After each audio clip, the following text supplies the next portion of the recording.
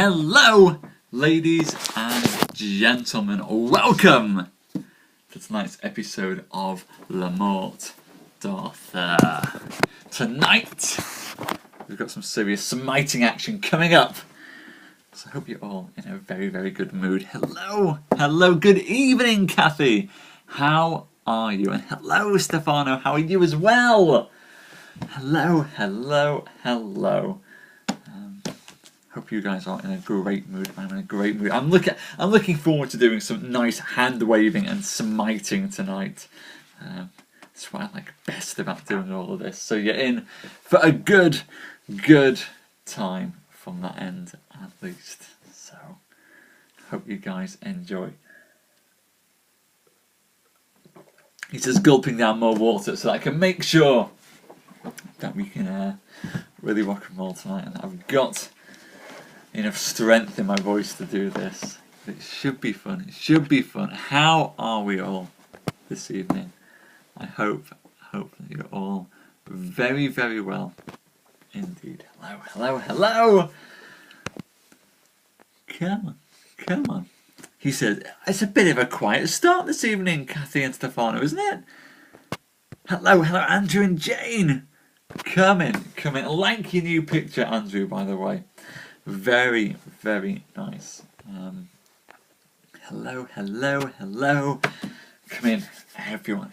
We'll get started in a couple of minutes and tell of all of this good smiting. And hope that some more folk turn up. Or not.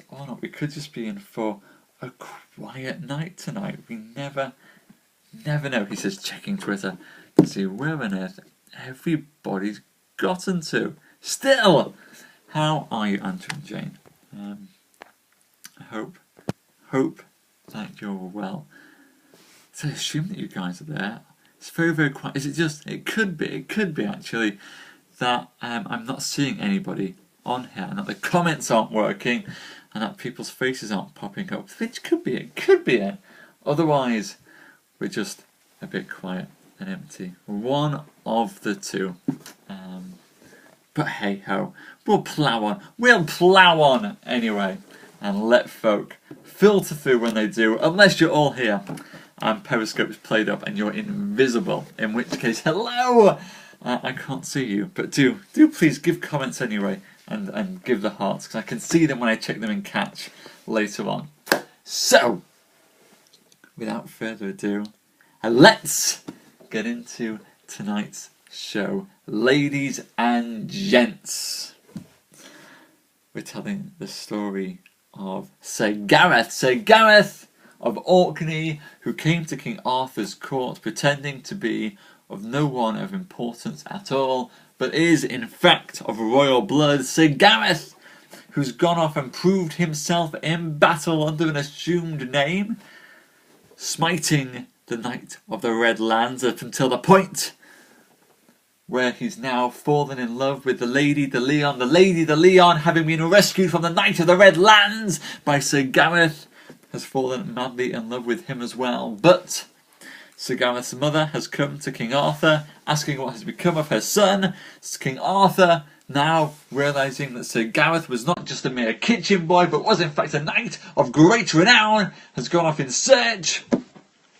No one is revealing where Sir Gareth is, though. Sir Gareth wants it all kept secret, but what he has asked is for his love, the Lady de Leon, to call a great tournament so that knight can face off against knight. Two armies of knights to face each other in friendly battle. The winner of the tournament to have the love of the Lady de Leon. We join these knights upon the field of battle tonight as these two forces clash together. The winner to have the love of the Lady de Leon and rulership of her lands.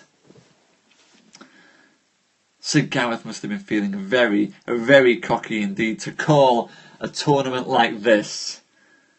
Obviously he thinks he can win, but will he? We'll find out. The smiting's about to begin.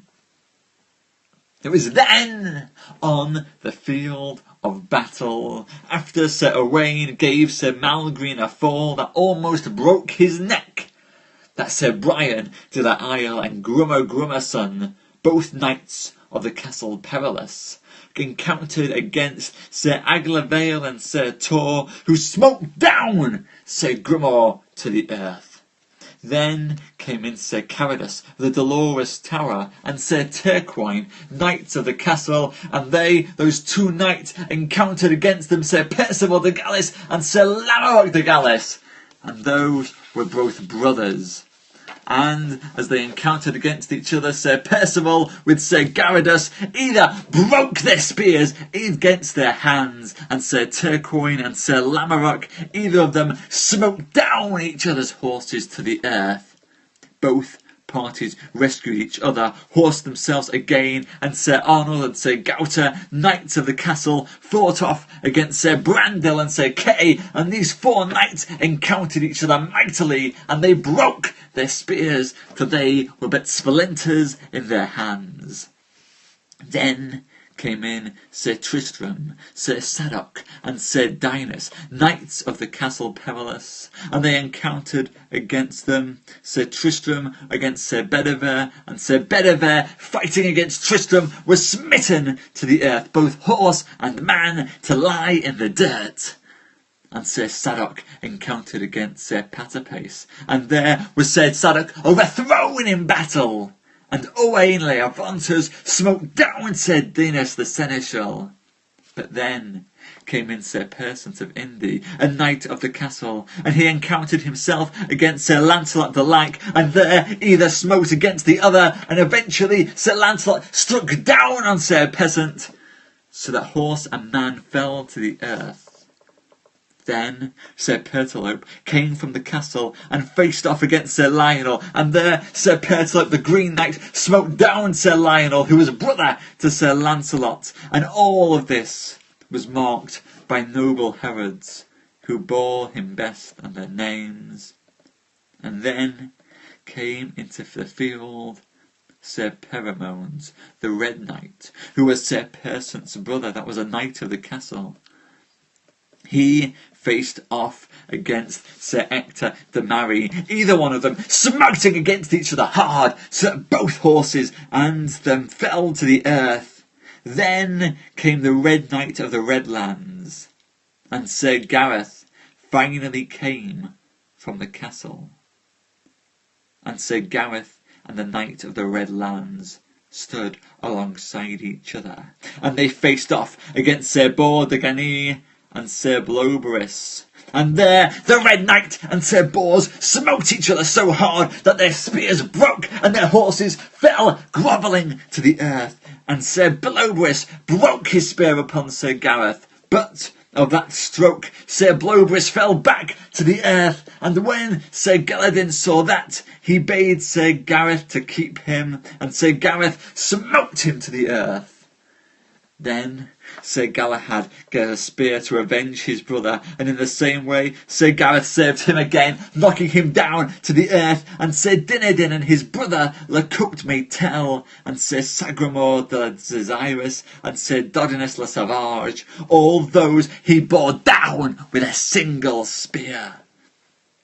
When King Agasance of Ireland saw Sir Gareth face off against so many knights, he marvelled what he might be. That one time he seemed green, and another time at his again coming he seemed blue, and that every course that he rode to and fro, Sir Gareth changed his colour through the magic enchantment of his ring. And so there might neither king nor knight have ready recognize of him. And Sir Agasance, the King of Ireland, encountered against Sir Gareth, and Sir Gareth smote him from his horse, saddle and all. Then came King Caridus of Scotland. Sir Gareth smote him down, horse and man, and in the same way he served King Uriens of the land of Gore.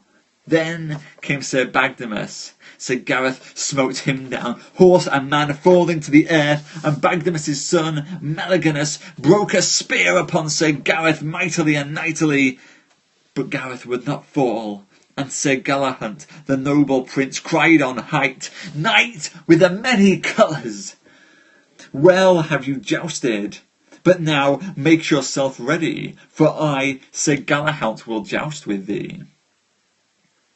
Sir Gareth heard him, and he got a great spear, and so they encountered each other, and there the prince broke his spear. But Sir Gareth smote him upon the left side of the helm, and he reeled here and there, and he had fallen down had not his men recovered him.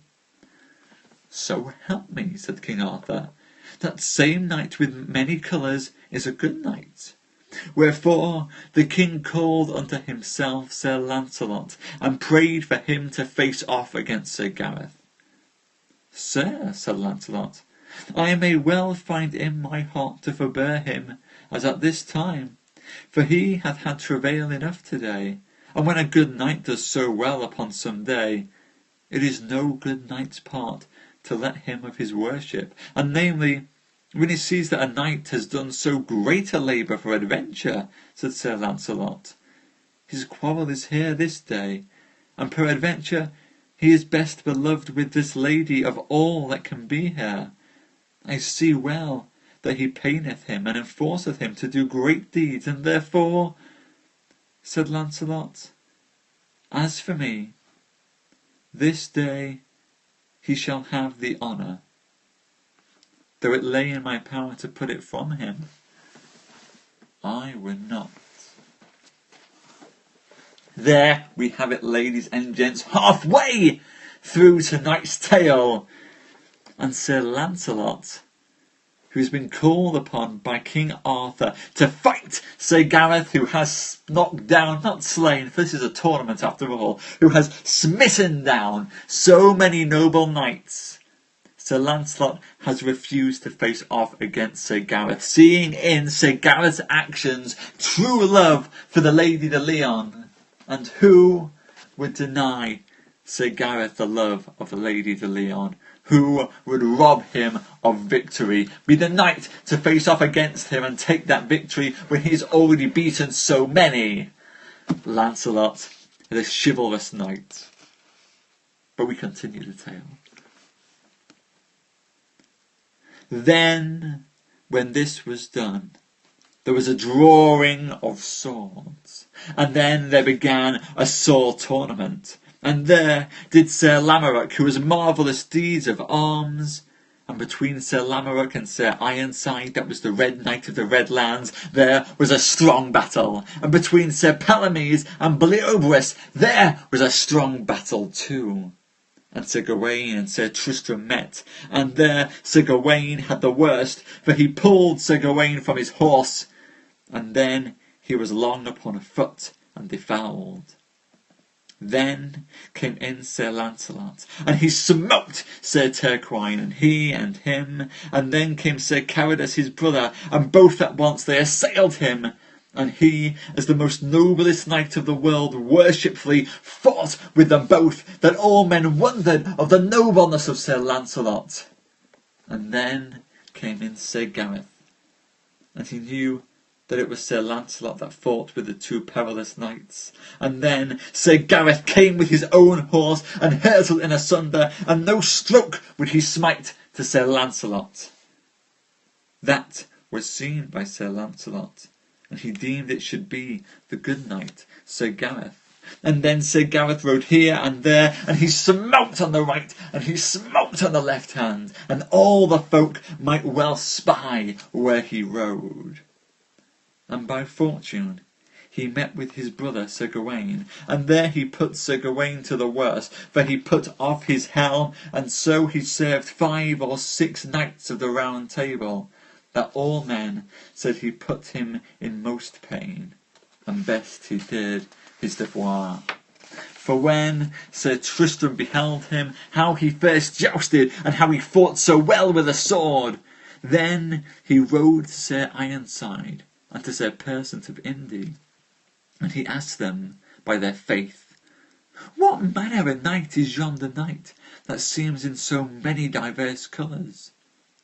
Truly, meseemeth, said Tristram, that he puts himself in great pain, and yet he never ceases.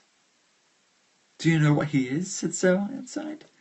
No, said Sir Tristram. Then shall you know this, said Sir Ironside. that he does love the lady of this castle, and she him again. And this is he that defeated me when I besieged the lady of this castle. And this is he that defeated Sir Persant of Inde and his 3 brethren. What is his name? Said Sir Tristram, and of what blood has he come from? He was called in the court of King Arthur Bowman, but his right name is Sir Gareth of Orkney, brother to Sir Gawaine. And by my head, said Sir Tristram, he is a good knight, and a big man of arms, and if he be young, he shall prove a full noble knight. He is but a child, they all said, and Sir Lancelot made him a knight. Therefore he is mickle the better, said Tristram. And then Sir Tristram, Sir Ironside, Sir Persant and his brother rode to help Sir Gareth. And then there was given many strong strokes in his defence, as the swords were drawn, and Sir Gareth rode out on one side to amend his helm, and said to his dwarf, take me your ring, that you may lose it while you drink. And so, when he had drunk, he put on his helm, and eagerly took his horse, and rode into his field, where he left his ring with his dwarf. And the dwarf was glad that the ring was with him, and then that he knew how he should be known.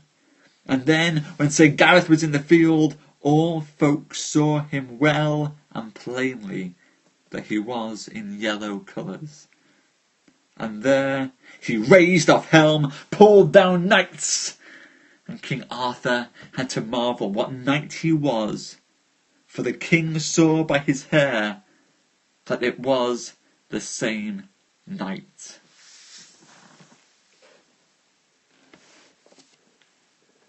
There we go, ladies and gents. Sir Gareth fighting off in the tournament for the Lady de Leon. Sir Gareth, who has defeated all comers on the battlefield, so that many knights, including King Arthur, have wondered who this man might be.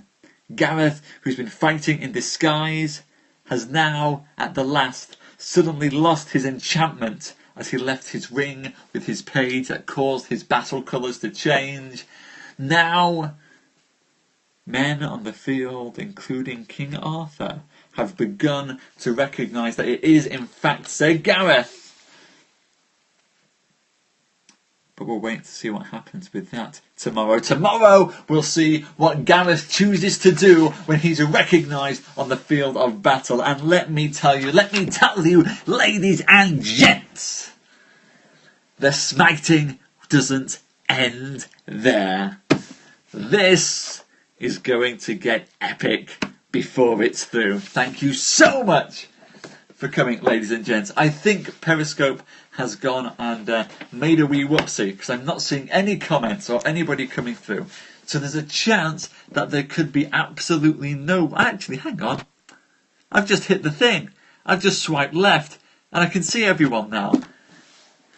Hi Carly, hello Lars, hello Danny and Rob and Joe and Susan and Carolina and Robert and Andrew and Jane and Stefano and Kathy. I've just done that entire thing thinking that no one was watching. Well, I hope you guys enjoyed it. Thank you so much for actually being there to watch tonight's show. A bit of a scary moment for me. Yes, for some reason, Periscope's playing up. I couldn't see any of you come in, and I couldn't see any hearts or any lovely comments from you. But thank you. And I have to say, when you're doing something like that and Periscope is telling you you're doing it to an audience of 0, it's one of the most disheartening things in the world, even if you suspect that Periscope is playing up. So apologies if my energy levels weren't as high as they usually are for that. My energy and my enthusiasm, really, I feed off of you guys. I totally feed off the sharing and the hearts and the wonderful comments and seeing you come through. The more I get, the more excited I am to do this. And I'm sorry, I feel bad now. I feel like I kind of left you down by guys not being at my full usual excited self and not saying hello to you all. So I do apologise. But I hope you enjoyed it anyway. I hope it was still good. I'm going to watch the replay now. Well, not now. We've got Poetry Live coming up in a bit. But afterwards, I'll go and watch the replay. I'm so sorry. I still can't see any comments coming through. So what I'm going to do, ladies and gents, I'm going to end it there. Hope that you did enjoy tonight's tale. Hope that you'll join me tomorrow as Periscope, fingers crossed, gets its acting gear.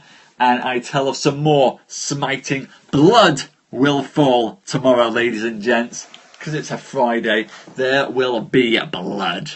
Not just friendly tournament battling, real proper battling. So I hope you guys will join me for that. And of course, in 8 minutes time, we're going to be doing Poetry Live. And I'm going to be doing some T.S. Eliot for that on this National Poetry Day. So please join me for that. I'll see you then. Thank you so much for coming, everyone, even if I couldn't see you properly. So big thanks to you, Rob and Danny and Carly and Lars and Susan and Carolina and Robert and Stefano and Kathy. Massive thanks, guys. I'm just sorry I couldn't see you earlier. Anyway, see you guys in 8 minutes. Hopefully coming out and popping back in will fix Periscope up and we can go and I'll read you all some wonderful T.S. Eliot.